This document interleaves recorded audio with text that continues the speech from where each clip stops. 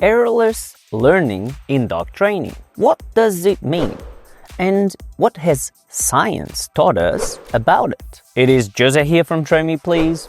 Let's go. When you look up information about errorless learning, you are pretty guaranteed to stumble on the research of Dr. Herbert Terrace. Contrary to what many articles, videos and podcasts mention, Dr. Terrace was actually not the first researcher to look into this, but more on that later. Errorless learning is an approach where the training process minimizes or eliminates errors. It contrasts with traditional trial and error learning methods. In some of his popular experiments, Dr. Terrace taught pigeons to peck a button in response to a red light and not to a green light. But this was done in a way that minimized the number of errors the pigeons made, and it was a pretty dramatic reduction. My understanding of it is that in traditional experiments to teach this skill, the pigeons would see a red light,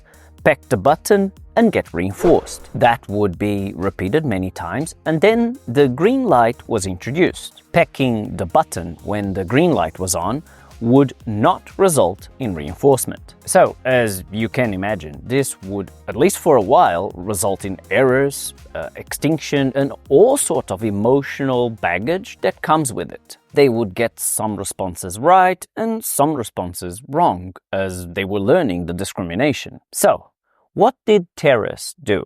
Keep in mind that the goal was to teach the pigeons the following discrimination. When you see the red light, peck the button. When you see the green light, remain still. Terrace's method significantly reduced errors by gradually introducing the non-target discriminative stimulus, green light, from the start. However, this was done in a very subtle way. The green light's intensity was initially very low, so low that it was unlikely to trigger a response from the pigeon. The green light could be dimmer, shown for a shorter duration, or even have a different wavelength. As the pigeon started to respond correctly more consistently, Terrace gradually increased the intensity and duration of the green light, making it look more like the red light. This step-by-step process helped the pigeons learn to discriminate between the two stimuli without making many errors. You can have a look at this graph here, which shows the dramatic difference in errors made between the pigeons that learned it in an error minimization protocol versus the traditionally trained. In his 1963 paper, Terrace explains that for the birds traditionally trained, the green light acquired aversive properties as a result of the extinction process. These birds turned their head away from the key when shown the green light. Terrace also explains that the aversiveness of the green light is maintained long after the extinction process is complete. When using the errorless approach, the green light can be a neutral stimulus and not an aversive one. These pigeons learn the correct response without experiencing the negative emotional side effects. Bringing this knowledge to how dogs learn, some people might argue that certain dogs learn better through trial and error. However, evidence suggests that errorless learning is highly effective across species. It has been applied to several species and even in rehabilitation scenarios such as traumatic brain injury recovery. One of the big implications of these findings is that by reducing errors, we can teach and train effectively and with less frustration and aggression. In a podcast on this topic, Hannah Branigan offers a great example of how this can be applied to dogs. When teaching a puppy that they might have to go in their crate and wait their turn while another dog gets trained, a traditional trial and error approach could look like this. You put the puppy in the crate, train the other dog or dogs, and if the puppy vocalizes or bites the bars of the crate, you just ignore them. Eventually, you turn back to your puppy,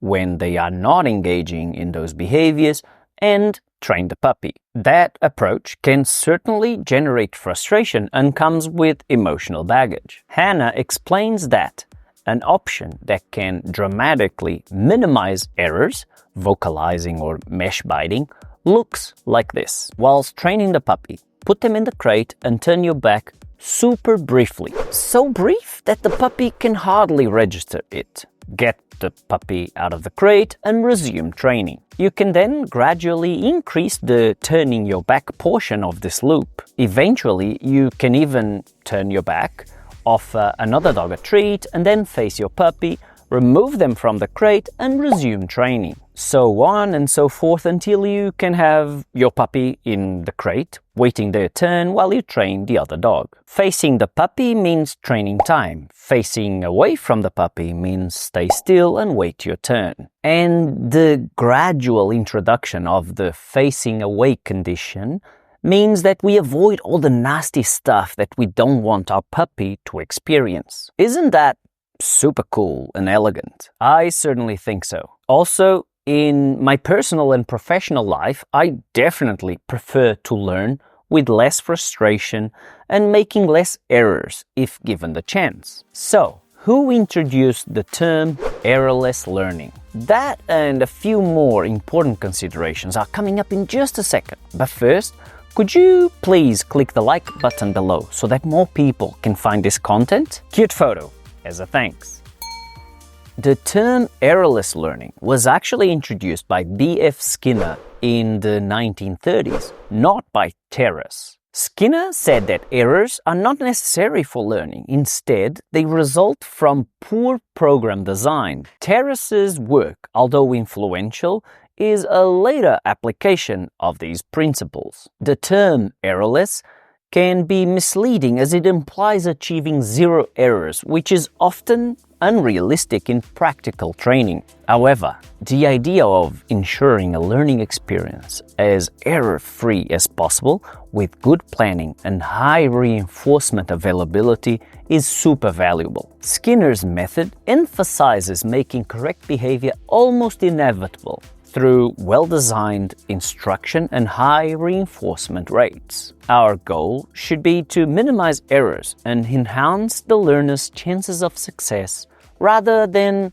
expecting complete error-free sessions. If you watched the video to this point, could you please leave me a comment down below with the keyword errorless? That will let me know that you watched the video to this point. If you want to offer me some positive reinforcement for all the research and editing that was required to put this episode together, you can click the super thanks option below. Next, watch this video here, which I think you will enjoy. Obrigado, até breve, tchau.